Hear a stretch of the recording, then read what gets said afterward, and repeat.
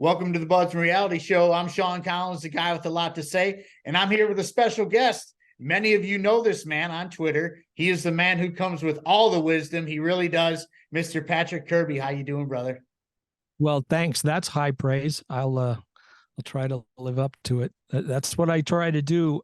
I think one of my skills is dissecting a problem down to the underlying principle. And so, I try to do that, to remind people of the principles behind things. For instance, one of them is if you're going to give a power to government, you must first imagine that power in the hands of your worst enemy. And people do their tribalism and say, "Oh, we can do this as long as our guys are in charge," and then they don't look down the road and see the problems that's gonna give rise to later on. Yeah, I mean, and that's totally the case we're in at the very moment. You, my friend, though, when it comes to social media, there's only a few people who are very, I don't want to say just genuine, because a lot of us are genuine, but like you're nice and genuine at the same time. Where, a lot of us are like me personally, I'm in your face and I'll be the first guy to tell somebody to go fuck off or something like that, and you will just come in and write like a paragraph or two of something that is very wise and very smart and very educational almost, rather than argue with somebody. And I appreciate that. And a lot of us do appreciate that, honestly. Well, I really appreciate you saying that.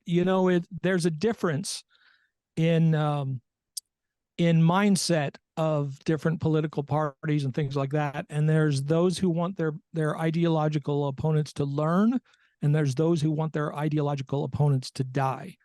And we should have learned from the death toll of the 20th century that you never let the people who want their ideological opponents to die to have power.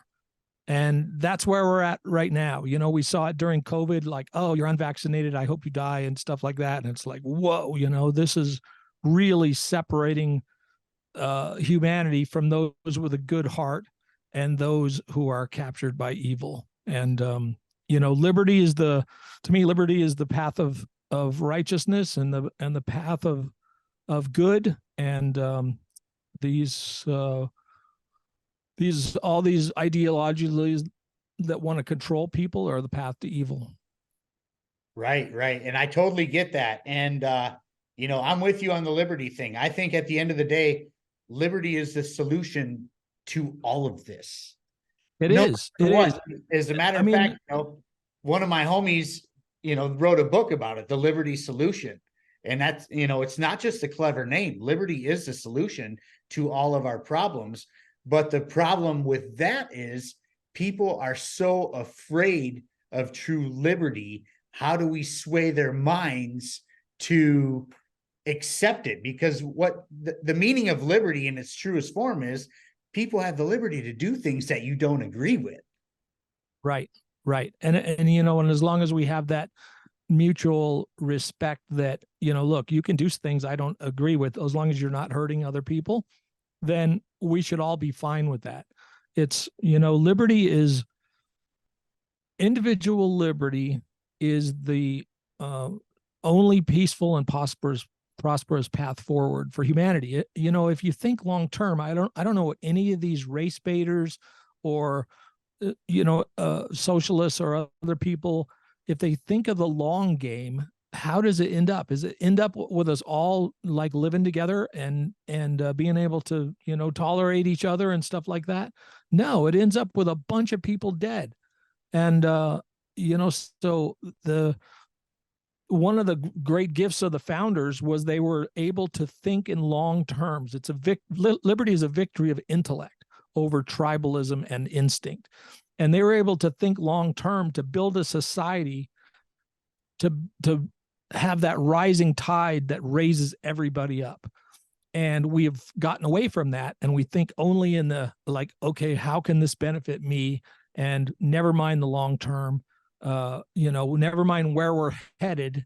And no one's looking ahead to see the consequences of the policies that they take. I mean, even still, people are leaving California going, "Wow, this place is a piece of shit," and then they go to the next place and they vote the same way, not realizing that it's the policies they voted for that destroyed their state. Well, that's a fact, Jack. I mean, and people, the funny thing about people is that, and you brought up tribalism, and where we're at right now is very much tribalist, whether it be a Republican thing or a Democrat thing, or even a libertarian thing at that. I mean, there's very tribal people when it comes to politics. And it gets to a point where, they say like, okay, well, it's okay if my team is doing it as long as the other team isn't doing it. But yeah, that's the wrong way to go about, because that means somebody else's rights are getting trampled all over in the meantime, where nobody's rights should ever be trampled on ever, period. Yep. Yeah. The tribalism is, it worked for us when we had to get together and gather food, but now we have to try to embrace intellect and build a future, because we're at a point where, being tribalistic and being rah my team can get a lot of people killed, like it's doing right now in the war in Ukraine. This is there's crazy stuff going on everywhere, and humanity has to sit back and appreciate what the founders brought. Everyone says, well, they own slaves and stuff like that. No, what they brought was that all men are created equal, part of the Declaration of Independence. That was the throwing the concept of divine right of kings on its head, and saying that every person has individual rights that should not be trampled by government.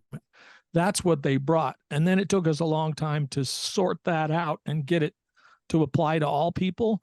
But the principle was sound from the very beginning. Yeah, and the principle was supposed to be sound anyways, but then here we are, a couple hundred years later, and all the government has done is grown since 1776. I mean, they come out with the Constitution, the Declaration of Independence, and blah, blah, blah.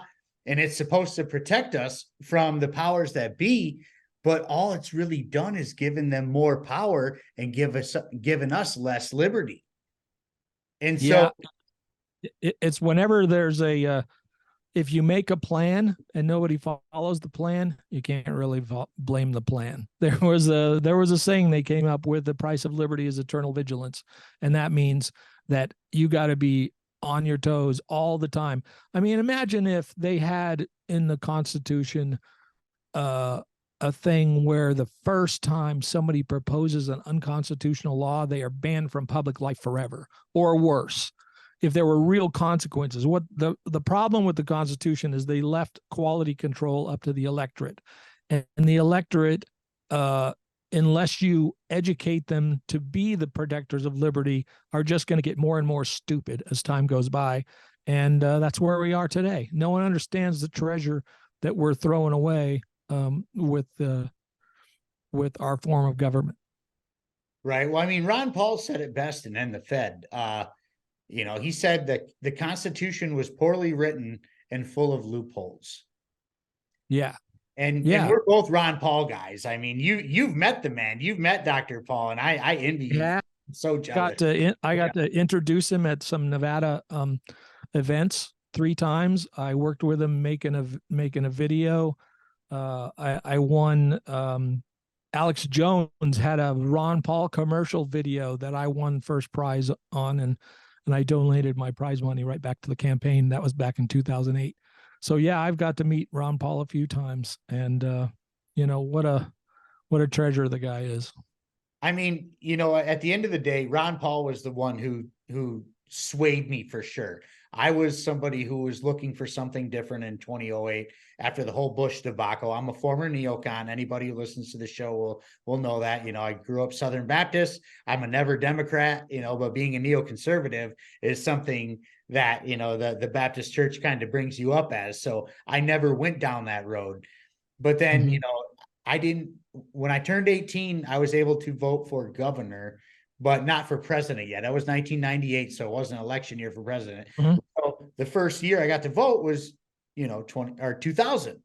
So, of course I voted for Bush.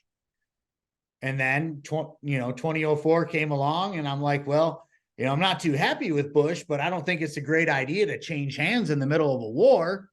Little did Yeah. I know at the time, I was so uneducated at the time and had no idea like how the hell things worked or whatever. I just knew I voted for the Republicans because that's what, the Baptist church told me to do. And that's how I was raised. Sure. Well, Sure. There, I mean, if you go and you read any platform of any Republican county party and stuff like that, it all sounds libertarian. It's like limited government, individual liberty, lower taxes and stuff.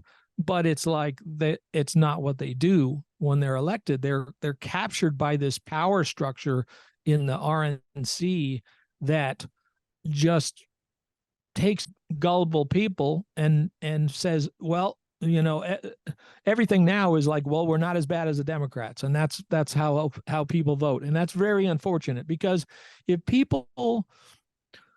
we could have 1776, a peaceful revolution in 2024 if first they fix the election system. But if everyone voted for libertarians, if people want individual liberty and limited government, if you vote for a libertarian, it's 99% sure that's how they're going to vote when they get in office. If you vote for a Republican, maybe 3%.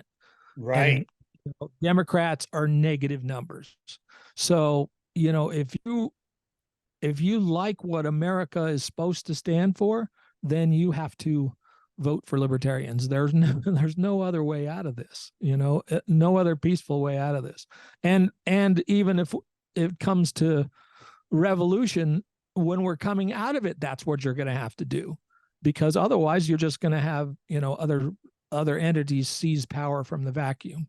So, people have to get educated about the libertarian. I love Mike White for Congress said libertarians are the ideological descendants of the founders of this nation, and if we're going to get out of this, if liberty is going to survive, then it's going to be libertarians that do it. And and I wish the libertarians would keep their eye on the prize there and stop fighting amongst themselves and being tribalistic about how we get this thing done, because we just have to focus on getting it done. Well, I'm actually glad you brought that up, because that's something I want to talk about, because we do have a very, very unique situation in 2024 when they're trying to run it back with the same two candidates that nobody was really happy with in 2020. And now they're going to do this again. And right. I firmly believe in my heart, I do believe this in my heart, that this is totally on purpose to continue the divide and conquer agenda that they are winning at flawlessly. They really are flawlessly right now. Yeah, I who knows what the mechanisms are going on in this, but yeah, I can't imagine they're going to stick with Biden. I think they're going to try to bring in Gavin Newsom. When Gavin Newsom's resume is California, it seems just so insane. The Democrats must be really confident that they own the election system, because their candidates are shit, man. It's insane. And Trump and DeSantis and stuff like, it's just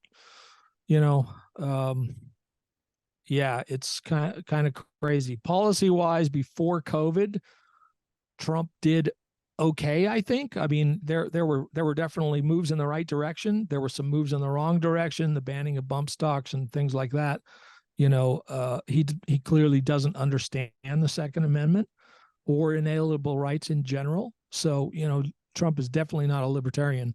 It just was better than the Democrats. And then, yeah, now we're going to run this again and keep up the division, because there's the conflict of personality with Trump is that people would never vote for him, no matter if he cured cancer or what. There's a part of the country that just loathes the guy, And clearly because they voted for the person who brought them everything they were afraid of, the World War III, continued division, stuff like that. Biden brought all that on them, and they can't see it. They'll just, rather vote the D than vote for Trump. So yeah, I don't know how this election's going to turn out. I don't think anybody's made any steps to correct the election system, and people would understand. The Democrats, whenever I talk about the election system, they go, "Oh, there's no proof that anyone cheated." I go, "It doesn't matter. If people think that it's corrupt, unless you change a system where everybody's going to be confident in it, civil war is imminent." It's like if you make peaceful revolution impossible, you make armed violent revolution inevitable. And, Kennedy said that. John Kennedy Yes. said something like that. Yeah. That's a Kennedy quote, definitely.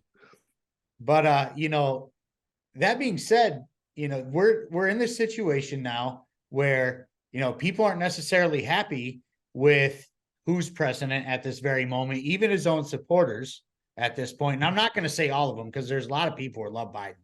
They just do. And whatever. The level of ignorance. It's beyond me, but to each their own. You know what I mean? I just think they're so wrapped up that it's not Trump, that it's just whatever is okay at this point. Even though we're about to get walked into a nuclear fallout that's going to be catastrophic. We're about, the dollar is going to collapse, ladies and gentlemen. There's no ifs, ands, or buts about that. It's only a matter of time before it happens too. It could be months, seriously. Anybody who's financially literate will tell you, hey, this is getting very bad. There's countries leaving our monetary system by the droves at this point. They're all jumping on the brick system. And here we are getting stuck with another, Biden and Trump 2.0, when we have other viable candidates out there that are like ready to do great things. Yeah. That being said, libertarians are libertarians, and herding cats. No, seriously though, man. Libertarians are going to be libertarians. I love my libertarians. I love my libertarians. I do so much, but I mean, we got to call them out sometimes too. And the infighting right now is going to be the undoing. This could be a unique situation where, I know it's a long shot to say we could win, but like, is it really? Because half the country or more really does want change. But if they're going to want change, they're going to want change with some kind of uniformity, if that's even a word, and at this point, libertarians are not uniform. It's not even close. The infighting is out of control. And anybody who is a part of a local affiliate or, just involved with the party in general right now knows for a fact that the infighting is actually out of control right now. And a lot of it has to do with tribalism.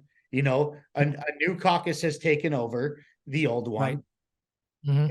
And, whether, it was rightfully so or not rightfully so, they're arguing right now. They're willing to go to court over this stuff right now and tie up monies that could be used to put out candidates and get their name out there and stuff.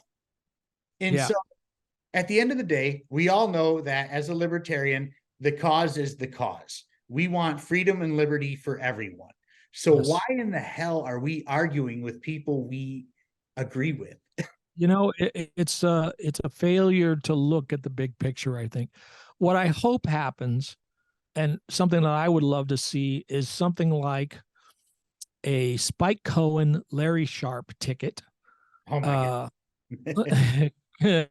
And then everybody, all the great spokesmen, like, I don't think Dave Smith wants to do it, but Dave Smith communicates the message better than anybody else ever has, I think.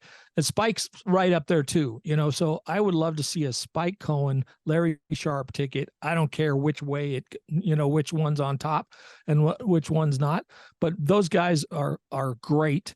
And that could be something that almost every libertarian can get behind and start articulating the libertarian message, and then start, just go on podcasts and stuff like that to articulate the message about the presidential candidates, and then put your money behind the local candidates, because local is how we're going to get out of this. Yes. And if everybody hears the message, Dave Smith's on Rogan, and there's all these huge podcasts of people correctly articulating the libertarian message, voters who are sick of all this crap are going to say, you know what? If I've never heard of this guy, but there's a libertarian on my county commission thing, and if he stands for all the principles that those guys stand for that talk about, I'm going to vote for him, because I can expect him to take mitigation against the fact that power corrupts. He's going to be the honest guy on the ticket because his party stands for the principles. And that, I think, is the way out of this and the way out of the infighting. But somebody's going to have to step up and be the guy or the guys that the whole party can unite behind. It's like, when Ron Paul was running, all but a select few libertarians said, hell yeah, I'll change my party to Republican to vote for Ron Paul in the primary. It's like, we need somebody to unify the party behind. And I would love to see a ticket like that. If Dave Smith doesn't want to do it, then I would love to see those two guys step up. I 100% agree with you, because Spike Cohen, I have my libertarian trifecta. Okay. And Spike Cohen is there. He's in my trifecta. It's Shane Hazel, Spike, Noah Oland. Those are the three guys. Shane will be the head of the finance, whatever that title is. Put Shane as the head of the commerce secretary or whatever. He could take Janet Yellen's job. You know what I'm saying? Like, yes, Shane would eliminate his position in a couple of days if he were Fed chairman. Shane, honestly, Shane Hazel is my absolute favorite when it comes to the liberty movement. I love him. Yeah, I love that guy. He's great. I've had him on here twice now. I'm gonna have him on again. We've talked a little bit. I was supposed to be on his show, but we just never made it happen yet. I think me and Shane will solve all the world's problems in an hour. I think you could. I believe you could, because he's so financially literate. Honestly, I'll plug his show right now. If you want to learn about monies and how it works and how the Fed works and learn Bitcoin, watch Radical, Shane Hazel's show, Radical. The guy is absolutely fabulous when it comes to that. And he's genuinely a good dude. But no, when it comes, Shane, Spike, Noel are my libertarian trifecta. Those are the three people I found in 2020, when I was, really starting to get loud, because I kind of kept my libertarianism to myself until COVID. I didn't talk about it. I never wanted to stir the pot. It's funny because that's Clint from Liberty Lock Pod was the same way. He was like, I got a good gig. I'm in finance and stuff like that. And he's another one who knows a lot about finance. Yes. And he's another great spokesperson. And man, watching his podcast, he has a lot of great people on and has uncovered a lot of important shit. The lies are starting to unravel, and the mainstream is gonna is having trouble with their quality. They're chasing down, trying to keep things a secret. They can't keep up. The mainstream media can't even keep up right now, because lies are being exposed not only by the day, they're getting exposed by the minute. And they are hard to find. Yeah. It's crazy. And the important thing is that the betrayal of our government and all of our trusted institutions during COVID has opened people's minds to say, I'm not going to blindly trust these people anymore. And, especially the mainstream media, it's such a joke. Everything they say is outright lies, and everybody knows it now. So it's going to be really interesting. I don't know if you're going to go see The Sound of Freedom this week, but I think the lid's about to blow off the human trafficking thing. And, we in our civilized society think that slavery is a thing of the past. And I think we're about to get our eyes open to this, the human trafficking situation, and realize exactly how evil the people running this world are. And, hopefully something comes of it. Oh, it's the human trafficking thing is absolutely disgusting. I live here in Detroit, so actually, believe it or not, Michigan and especially the Detroit area is a big time hub for trafficking, human trafficking, because we're a border state. You know, Yeah. shit comes from I don't Canada. know if I don't know if any place is immune to it. I imagine there's a lot of it going on in Las Vegas too, where I live near. But you know, anytime there's turmoil in the world, Ukraine, the border, anything like that, you can expect little kids are being grabbed, and they're being grabbed for horrible, horrible things, to be used for sex and then have their organs sold when they're used up. It's a really bad, evil situation that good men with guns are going to have to rectify soon. Amen to that. And actually, I'm glad you brought that up because not a lot of people understand this, but Ukraine and Russia both are huge human trafficking countries. Huge. Yeah. This is a fact. You can find this anywhere. Anywhere you can look it up. Look up human trafficking in Ukraine and or Russia, and they will be at the top of many, many lists. And this is just me putting on a tinfoil hat right now. Don't take me, for anything when I say this, but I think that this war has a lot to do with this. Yeah. I might be wrong, completely wrong, but really in theory, I think this war has a lot to do with some kind of trafficking situation. Well, I think that they step in to take advantage. Anytime there's turmoil and a loss of, a lack of the rule of law and a lack of law enforcement, whenever organized crime is able to take a foothold somewhere, that's they're looking for profit. And, kidnapping little kids becomes an easy thing for them. I personally think that the Ukraine was the money laundering cash cow for the Western world, and Russia taking it over would expose all of that. So they will go to, there's no lengths they won't go to keep that from being exposed. So they will have a nuclear war if it'll keep all of the illegal and horrible things they were doing in the Ukraine a secret. And that's I think that's where we're at with the it's not just Democrats. It's like everybody. It's like the Epstein client list is going to have people from all sides on it. Yes. And the people who are getting money from the Ukraine is going to have people from all sides on it. That all has to be exposed, brought to light.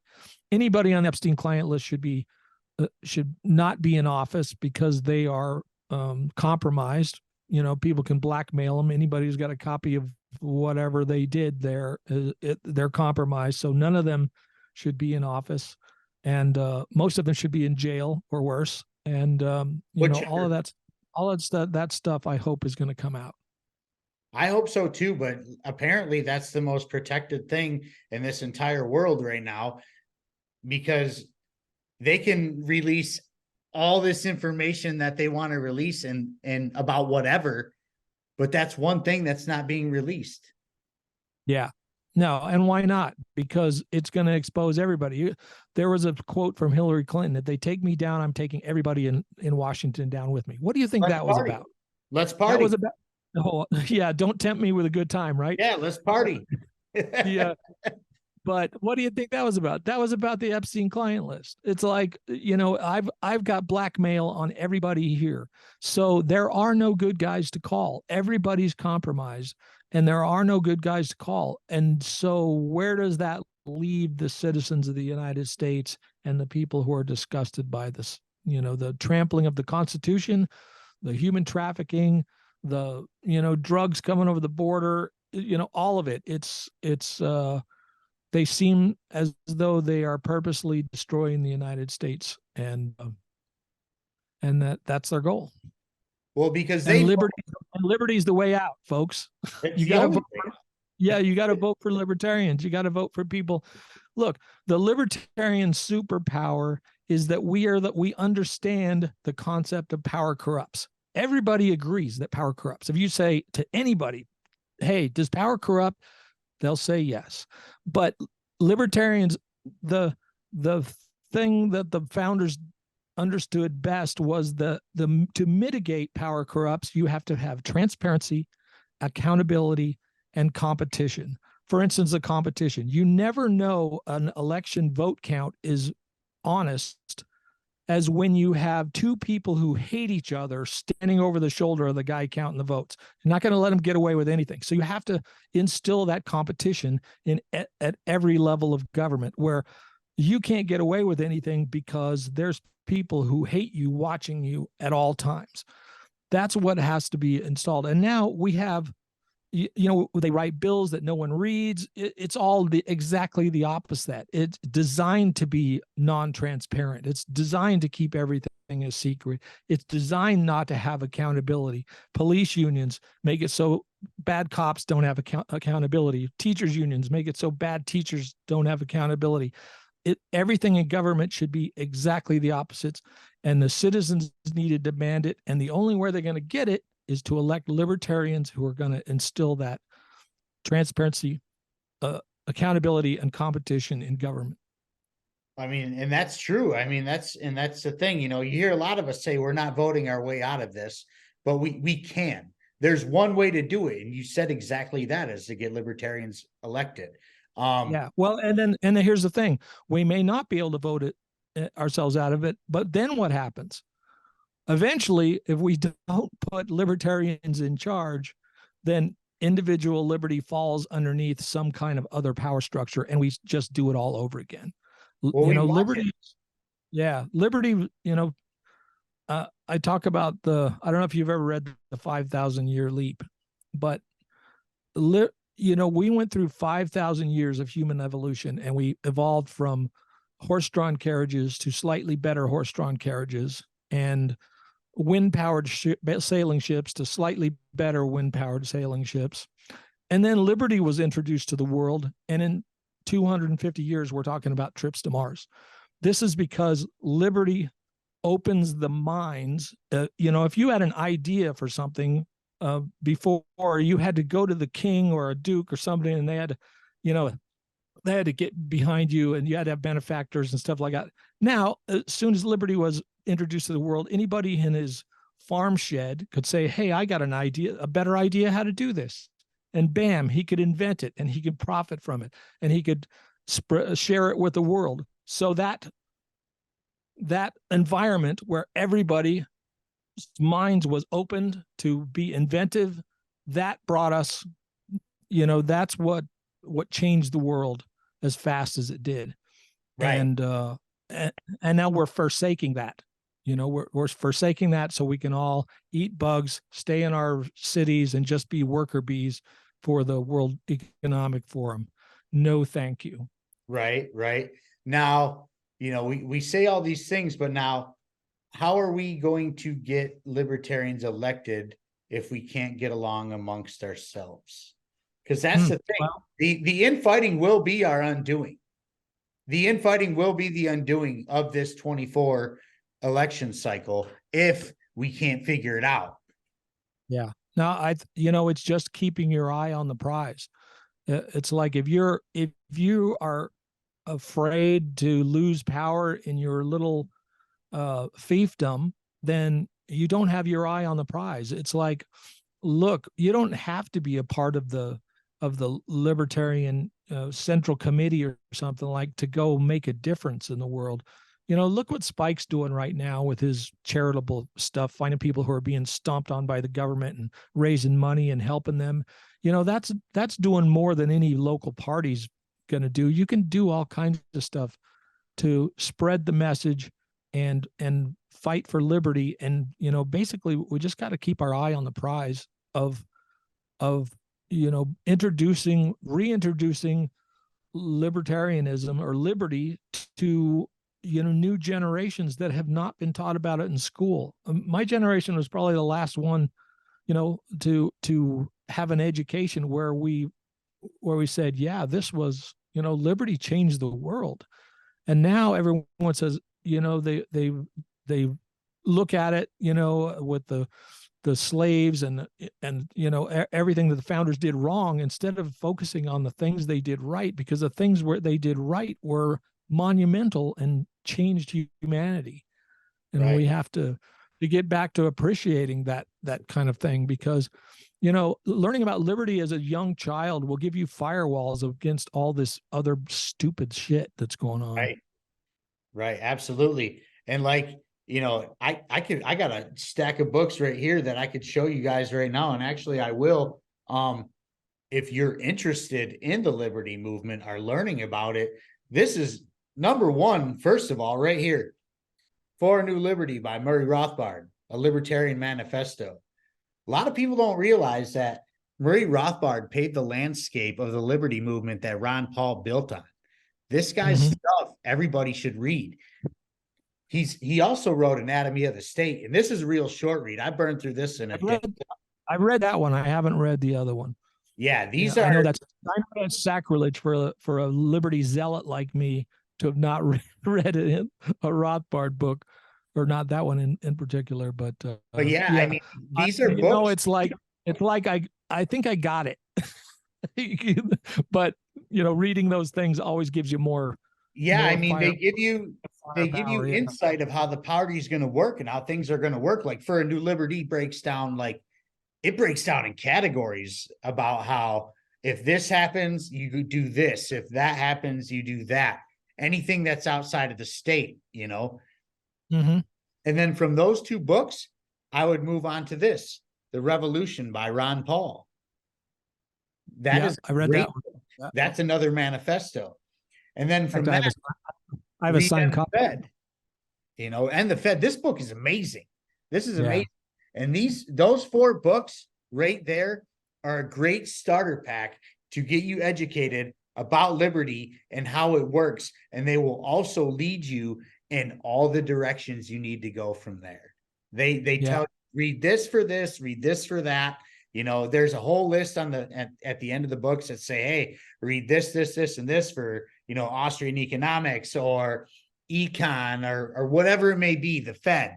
You know, they put it out for you. And it's amazing. And learning is the best way to move forward. I mean, if you don't understand liberty, you have to teach yourself liberty. I just think we need to teach people that liberty is the way out of this, you know, and then that'll get them interested in learning the nuts and bolts of it. But, you know, really individual liberty is the practice of the content of character principle.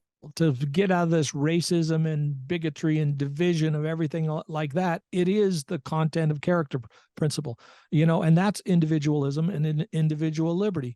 It's like, look, I respect the sovereign in you, and you know, in turn, respect the sovereign in me. We're all good. You know, you do what you want as long as you're not hurting other people. We're all good. That's the way humanity lives together in peace and prosperity. And, you know, this like, oh, well, what about the people who slip through the cracks and stuff like that? That's what local charities are for. And local charities are way better at giving people a hand up rather than a handout than, you know, national welfare programs or things like that. So, you know, and if you're keeping another 40% of your money, you can kind of afford to go and do programs that are going to help the homeless or the downtrodden in your area. And that's a better way to do it than having money stolen from everybody, wasted on a giant bureaucracy and you know, and incentivizing bad behavior and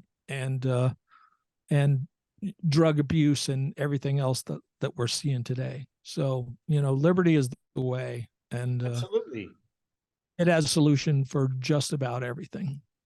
It really is. And also, you know, for the people who are like, you know, well, if you don't pay taxes, what about my roads? It's always, you know, who's going to pay for the roads, you know?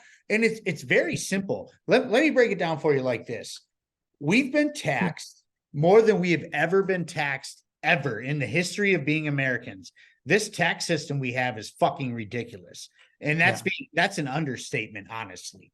We are getting bent over, and they don't even spit on it before they screw us, you know, when it comes to this tax shit. and people say, my roads, my roads, my roads. Well, let me tell you something, guys. I live in Michigan where the roads are absolutely atrocious and we get taxed the same as everybody else gets taxed. Okay. So how is this money going to our roads? There's a tax on gasoline that's supposed to go to the roads here. There's a tax on cigarettes that's supposed to go to the roads here. Yet they're the worst roads ever. Now, our Gretchen Hitler, our wonderful governor here, her slogan was fix the damn roads. And she's doing that right now, except every road known to man is under construction at the same time right now. So it's screwing everybody. But yeah, and that's the other thing to it, is that the amount of waste. When you contract the government to do something, expect it to cost, 80% more than it should. Wasted on, and cronies are getting, yes, like, instead of buying road cones, the county will rent them from their cronies and waste an extra huge amounts of money. So there's no, it's just poorly managed, and you're gonna have it's gonna cost you a lot more than it would if it was a private situation. That even if it's toll roads, then it turns into a profit center for some capitalist who would invest in something like that, and the roads are going to be kept a lot better than the government does. well, even that, whether it be toll roads or like you could literally make Walmart or Amazon pay for the roads. Honestly, along with charity, you make the big corporations pay for the roads. Really, in theory, that's a huge tax break for them because they're not getting taxed. We're talking a whole like no tax system now at this point. The businesses and the charities will pay for tax, and people will say, well, nobody will donate to charity. That's bullshit, because we've been, like I just said, we're taxed more than we've ever been taxed ever in the history of being a nation. And the charitable donations have been more than ever as of recent. So imagine not having a tax system that extorts or steals, 40% of your money or even 50%, Yeah. it's a no-brainer. Yeah. Yeah. The point is, there's lots of liberty solutions for, anything that you think might be a problem, but you're not going to get people even considering them unless you elect libertarians. So, that's what America has to do to survive. Otherwise, we're going to turn into something else, and it's not going to be pretty. I mean, we're kind of already there right now. I mean, when you see all the memes right now and the funny jokes, America is a banana republic. Yeah. Really serious. This is a banana republic. This is a shit show. Yeah. When you have any kind of selective enforcement of the law, then you're a banana republic. It's like if you're a January 6th protester who just happened to walk beyond a cordoned area, you're going to jail for a long time. But if you mug and rape somebody in California, then you're going to get off in 6 months. It's a really horrible situation, and it's promoting lawlessness and theft, and just people aren't feeling safe, and and then while that decays, I should call it societal decay from leftist policies. While that happens, their remedy is, oh well, we got to take the guns away from the people that resist leftist policies that cause the societal decay. It's madness what's going on. Madness. That is a very good term. It's everything. It's insanity. It's madness. It's fuckery. It's fire. I mean, I feel like I blackpill a lot of people on this show, and I feel bad, but it's like, for fuck's sake, this needs to be brought to attention when they're doing this stuff. I mean, it's not like I want to blackmail people. I want to come on this show and be like, man, the government is helping these people and we're doing great financially and the dollar's doing well and the economy's doing well. And I can't ever say that. I've never been able to say that since I started this a year and a half ago. Yeah. I mean, I wish we would hear more about the jurisdictions that are doing well, that do have good district attorneys that, focus on violent crime and things like that. But all you hear about is the bad ones. This George Soros electing, just putting a whole bunch of money in electing district attorneys, that was an attack. That was an attack on America. And it was successful because they have undermined law and order. They've put us at each other's throats. They, this incentivizes crime and criminals, and and then with the mass shooters, they go after our guns. It's crazy. I saw, I don't know if you saw my post yesterday on Twitter when somebody posted that 1,000 innocent people have been killed in machete attacks in France.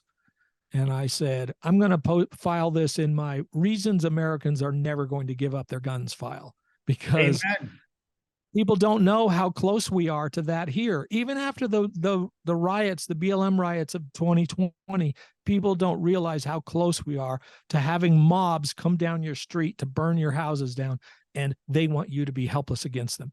I'm sorry. Americans are keeping our guns. Oh, yeah, you better believe that, my friend. You better believe that, my friend. I say it all the time. Guns are not going anywhere. I don't care what kind of laws or regulations or red flag bullshit they put out there. They are going nowhere. We have friends who have CNC machines. We have friends who have 3D printers. We will make our guns one way or another. Nobody is stopping us, period. There will come a time when they're going to have to come and get them.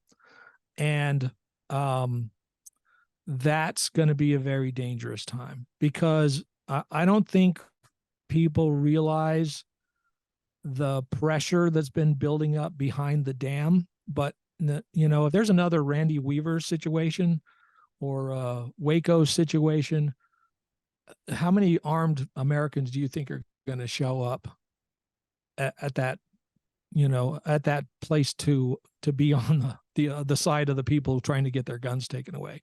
There's a lot of pressure built up behind the dam of frustration of people who, don't have anything to lose anymore, and they're not going to put up with it. So I think hopefully the people in this, in the next election, we come to our senses and we vote for libertarians and vote for people who are going to respect our inalienable rights, and vote for people who are going to try to get us out of this mess. Amen to that. I mean, I can't argue. There's nothing to argue with that. But and you're right. Like, revolution is a real thing right now, and Yeah, it needs to be done. we see what's going on in the world stage, and we're not going to be left unprotected, and we're not going to, and there's a line in the sand. The good people are loath to do bad things, so we tolerate tyranny way longer than we should have. We should have never tolerated a lockdown. We never should have tolerated a mandate. The timing of the march on the Michigan Capitol in 2020 was correct. They just didn't finish the job. It was like that should have been the message to the nation that we will not tolerate lockdowns. This is America. The role of government in a crisis is to provide accurate information and advisories, never mandates, never lockdowns. That we crossed a line there that we never should have allowed cross. Amen to that. I'm here, and I'm yeah. here for that. Like, wow, yeah. Tyranny is a virus that only spreads if early outbreaks are not dealt with appropriately. And like I said, good people are loath to do bad things, but if those first attempts would have been nipped in the bud, it's like Lexington and Concord. If we would have handed over that gun magazine, and when the British came for the guns way back then, our history would have been a lot different. But no, they've sent thugs to enforce mandates, and those thugs didn't come home. And that's, that's the incident that created America and that created a free nation, because we dealt with tyranny appropriately and its early onset. I'm kind of glad you brought up the Michigan Capitol thing, because I do feel some type of way about that. And you know, when they talk about gun owners and people who have guns who go do this, that, or the other, let it be known that there was gentlemen with rifles over their shoulders screaming in the face of Michigan State Police inside the Michigan State Capitol, and not a single fucking shot was fired. Not Yes. one. Not one. There was Yeah. a lot of screaming. There was a lot of yelling. There was a lot of anger and rage and frustration in there. Yes. Not a single shot was fired. And those were legal gun owners. I can promise you that. Those were legal gun Yeah. owners who went in there and did that. And so now, that being said, they go in there, they do that with their guns. They go in there to say their piece. Not a single ounce of violence was brought up, like real violence. People say, Right. well, that was violent. There was a lot of yelling. That was Violent. free people. That was free people airing their grievances to a tyrannical government. The problem is nobody listened. The tyrants. The tyrants aren't afraid enough. The tyrants need to be afraid. To show that the gun owners, the rightful legal gun owners, I shouldn't even say legal, because everybody should be able to own a gun, and I mean that from the bottom of my heart. Even convicted felons, yes, should be able to. Yeah, if they've served their time and fulfilled their debt to society, quote unquote, you can't take away their right to self-defense now. It's like they might have more reason to defend themselves than most people. They're involved in a gang they're trying to get out of or something like that. Yeah, it's like you have to look at these situations on a case-by-case basis, but the blanket overall thing is people have the right to defend themselves, and you can't take that away. Amen to that. And logical gun owners aren't the ones that are out there, No. killing people and blowing shit up. And the Michigan State Capitol is a prime example of that, because they could have gone in there and really fucked shit up if they wanted to, and they didn't. Look, if gun owners were a problem, you would know it. Amen. I estimate that there are 3 million peaceful gun owners to every one criminal. The good people outnumber the bad people that own guns millions to one. And then these idiots want to disarm the good people when we're on their side. If you're against senseless violence, if you're against a guy coming into a school and shooting a bunch of kids, well, we want a teacher to be able to go out, get training, keep a gun in his classroom, and put one in the guy's ear hole when he pokes his head in the room. Right. That's what the respecting the right to self-defense looks like. Amen to that, man. Seriously. But this is the world we live in right now, though. It's attack. Yeah. It's not even just constitutional. The way that we could have prevented this was to teach our kids about liberty, and the way we get out of this is to teach our kids about liberty. And we haven't started yet. We haven't started, except for podcasts like yours and things like that people may stumble upon and recommended all these books and stuff like that. But, I don't remember when it was. I think it was my mom telling me about, the founding fathers and the principles of liberty. We hold these truths to be self-evident, that all men are created equal and they're endowed by their creator with certain inalienable rights. That concept that turned everything before that was the divine right of kings, and it totally turned that on its head and created this society where the people had the sovereignty, and and what a miracle that was in the human condition. It's like, 1 in a million worlds that would even happen, because it was the way the geographical thing was, where the people came over here, they got a taste of freedom and said, this is the way to live. And then they formed a government about it far enough away from their oppressors that they were able to build a foothold. 1 in a million worlds that would happen. And it happened here, and it brought liberty to the world. And we don't cherish it enough. We have generations now that think that the founders were just some slave owners, and that some kind of socialism is a better system for humanity, and they are just ignorant. They haven't studied at all the principles of liberty and the realities of human nature. When the reality is power corrupts, there's only one way to avoid that, and that's with a limited government and guaranteed rights. Amen to that, man. And that's, that's what it is, and liberty's going to be the way out, ladies and gentlemen. That's it. There's no other way to put it. The Republicans aren't going to save you. As a matter of fact, they're going to be the last ones to save you. Democrats are definitely the last ones who are going to save you. They're one and the same, really, honestly. Republicans, Noel Olin said it the best, and I think he said it. At this point, the Republicans are just controlled opposition. You got a couple of people like Rand Paul and Thomas Massey in there, but they're a voice in the void. They're the guy saying, "Hey, in the back of the room, you can't do that." And everyone goes, "Yeah, we're just doing it anyway." And so we need 400 more like those guys, and that's going to be libertarians. You can count on 90% if you elect a libertarian and you don't even know anything about him, but he has libertarian behind his name. You're going to be 90% more likely that guy's going to fight tooth and nail for liberty than any Republican. Yes. And Democrat is opposite of that. So. Absolutely, my friend. Absolutely. Well, Mr. Patrick Kerby, thank you so much for your time, man. My pleasure. Let's plug Max Justice real quick before you go, though, because a lot of people don't know about that. So, talk about Max Justice before we go, man. MaxJustice.tv is the website. You can look it up on YouTube.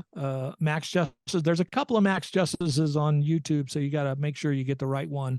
It's the one about the libertarian superhero. So, after I'll give you real quick how I came up with the idea. After 2012 Ron Paul campaign, I was involved in my Republican Party here, and I ran for national committee man. And Republicans did not want to hear the liberty message. And then, and I saw what was going on with kids and everything, and no education about liberty. So I said, culture precedes politics. What if there was a libertarian superhero that could introduce these principles to young people, and and kind of bring that liberty culture and make them appreciate it, and so I fantasized that I could create this character, and then he would become like Andrew Tate, influencer, type of influencer in the world. It hasn't worked out like that, but I got 6 episodes done, and definitely check them out. There's an ISIS episode, a mass shooter episode, a cops episode, and then a 3-part origin story of how Max got his powers and what he can do. And basically it's putting him in situations where you always see some horrible injustice, like, some ISIS beheading someone, or the cops beating someone to death, or a mass shooter. And then boom, Max Justice enters the picture and clears up the problem while giving a good liberty message on the way. And so that's kind of the concept of it. I have a human trafficking episode written that I wish I had done, but it's a very expensive hobby when you don't have any backing for it.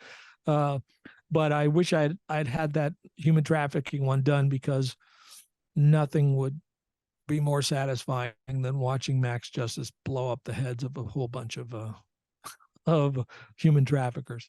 Hell yeah, so, man. Wood chipper they go, man. See you later. That's it. That's on the horizon. That's the next episode I'm going to do if I get some funding and things like that. But check it out.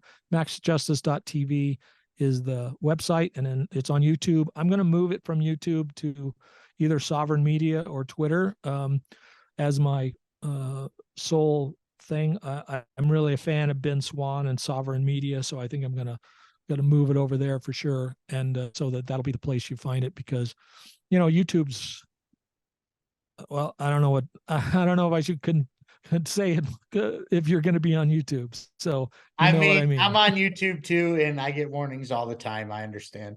But no, Yeah. man, and also before I forget, because I didn't get to finish what I was saying about what Noel said about the Republicans, that they're Democrats doing the speed limit. I think he might have stole that from somebody, but they really are. But Patrick, thank you so much for I your think no problem. Find me at Max Patrick Kerby 58 on Twitter. yes. So, yeah. Follow this man on Twitter, seriously, because follow this man too. He does great work. Patrick, though, you're the one who's you're the man with the wisdom, and I always say that on Twitter when you're tweeting and saying stuff to people. Seriously, follow this guy on Twitter. He's the man with the wisdom, and he is the man that is going to be very straight with you and tell you how it is, but in the very most tactful way possible. Dude, thank you so much for your time. I look forward to the roundtable. I know that was supposed to come this week. There were some discrepancies. The roundtable will be very soon with me, Patrick, and some other libertarian influence. I can't wait. It'll be awesome. Yeah. So can't wait, and I appreciate you guys including me. But then before we go, I have to give a shout out to Mr. Infinite Zeal Syndicate, the sponsor of my show. We got to pay the bills. Joel, thank you for believing in the show and doing what you do. Please give him a follow @_Infinite Zeal Syndicate. He's got the cool merch. He's got the greatest memes. Get at him. And until next time, peace, love, and liberty, y'all. Be good. Same.